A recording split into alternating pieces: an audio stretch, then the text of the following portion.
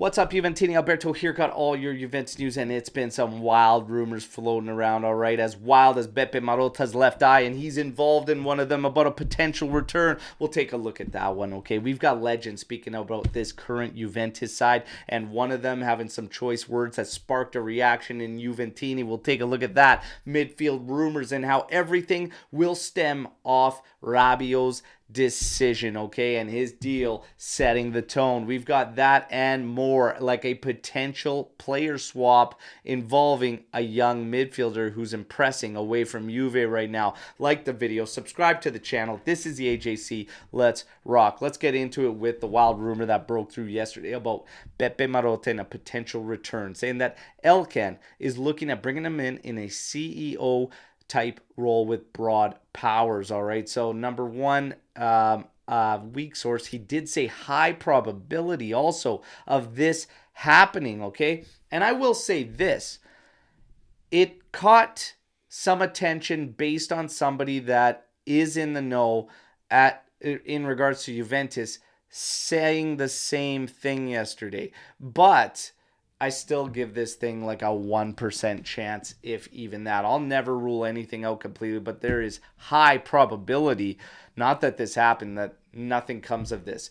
And the big reasons are Beppe Marotta has been largely speculated to be getting ready to sign a contract extension with Inter to 2027. That right there in its own is the biggest one. And then, of course, you have Giuntoli being in here at Juventus. I know that the rumored position is that above and higher with more football operations, responsibilities and everything, but I still just don't see this happening. But hey, the rumors can get crazy, and yesterday they were crazy. That's one of them. Potential Marotta return is now on the table in the rumor mill, all right? Not buying it. Midfield, Koopmeibners continues to be listed as a top target for Juventus. Apparently, they're going to have to do battle with Manchester United. And apparently, Atalanta will not budge from 50 million euro price tag, all right? Now, we'll still, obviously, time will tell if Juventus is going to go in on Koopmeibners. For Adrian Rabiot, everything apparently is going to start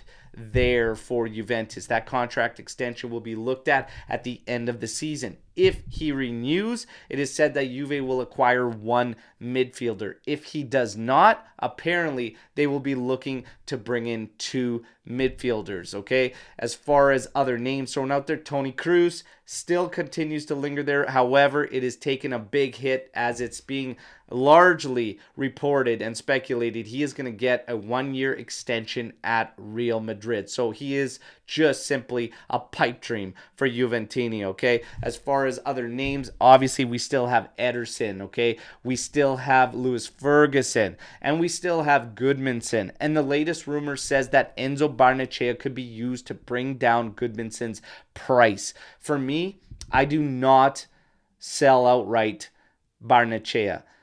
Natural sixes that can distribute with left and right foot are very, very difficult to come by. That is extremely rare, and his numbers are good. His loan spell has been great at Frosinone.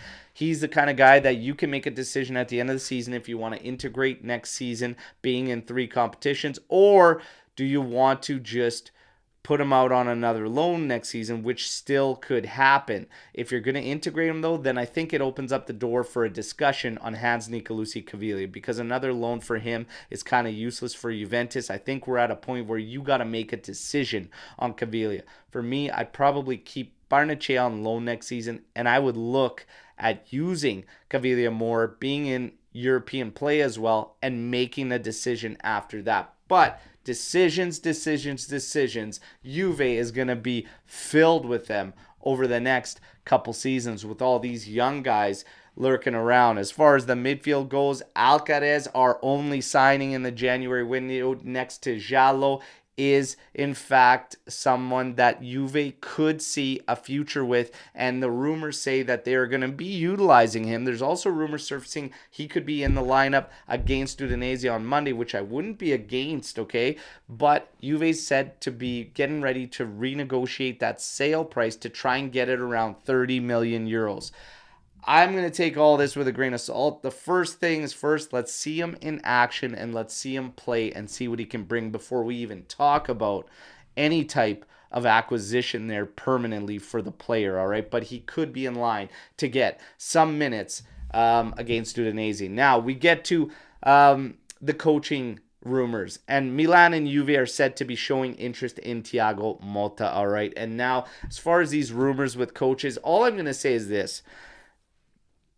Motta, for me, represents someone very, very similar to Allegri. He is defense first. He is looking to strike teams on counters.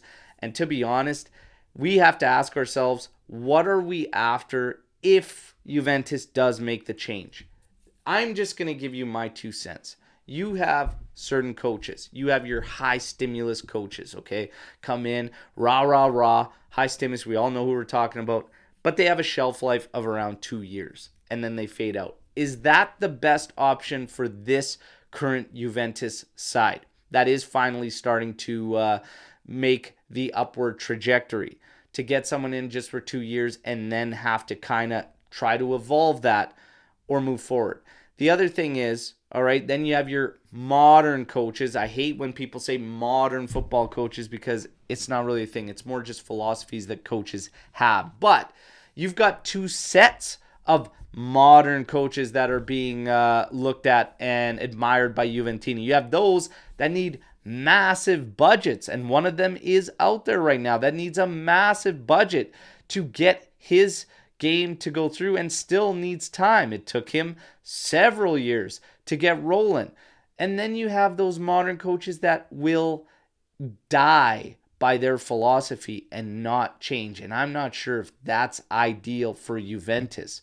Now you also have these guys that haven't had big club experience. I don't know if I'm ready for where we're at right now to take a chance on somebody that doesn't have that big club experience. If you're looking at Motta, okay, he's probably highest in line, which I would say he is highest in line amongst those kind of up-and-comers for me for a spot at Juventus. But there are some things there that, again, you have to ask.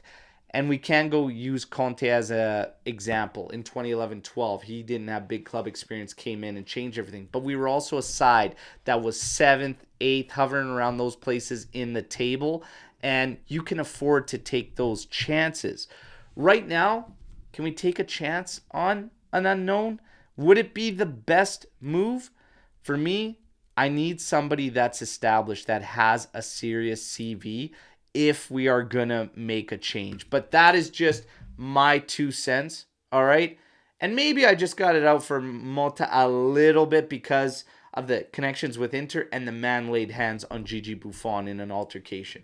You never do that. But in all seriousness, I think it's an extremely difficult decision. But I don't want to see somebody that doesn't have the right CV coming in. That's just my thoughts if we make the change. Hit me with yours, all right? Chiesa, the rumors on him are 7 million euros is what he's asking for. And apparently, Juve not opposed to that, but they're going to be looking at putting some protective clauses in there for themselves, probably having to do with performance-based incentives and appearances for sure. So the Chiesa thing, we will just have to wait and see what develops. Now, legends, Ravanelli spoke out about this current Juventus, and he said that based on what he saw in that Derby d'Italia, Max has worked a miracle to get this team into a Scudetto race. Now, I think that's an exaggeration from Ravanelli, okay?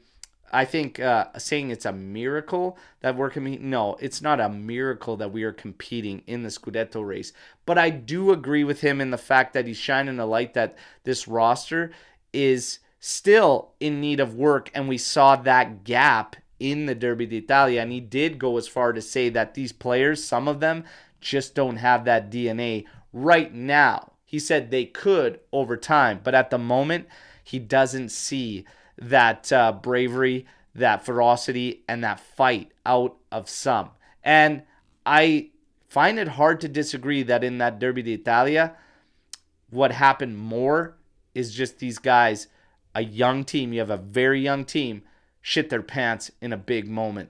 I can't help but feel that way more than anything, all right? But again, to each their own. We got to move forward. We've got Udinese on Monday, and now it is said that Vlahovic will not be risked. Milik set to start. We talked about Alcaraz. He could be going in there. And Alexandro set to start for the suspended Danilo.